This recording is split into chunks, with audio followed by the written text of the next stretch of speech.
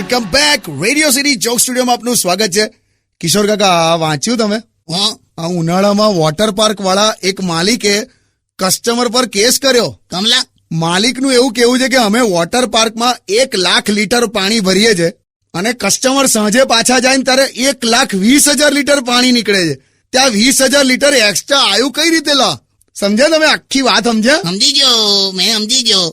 Swimming પુલમાં જ બધું પણ હવે આ તો કોને પકડવા, કઈ રીતે ખબર પડે?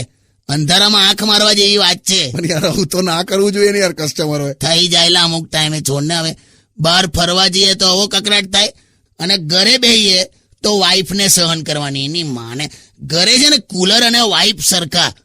ઠંડક ઓછી હોય ને અવાજ વધારે હોય. પાછા રિમોટ ના હોય આના. હાલ આવે. પણ કાકા, આ ઉનાળામાં પક્ષીને પાણી પીવડાવજો. તું શિયાળામાં મરઘા ખાઈ જાય છે અને અત્યારે ઉનાળામાં પક્ષીને પાણી પીવડાવજો. એવું બધું કે છોન મનો સોંગ વગાડાવે. હા, સોરી બસ. Only on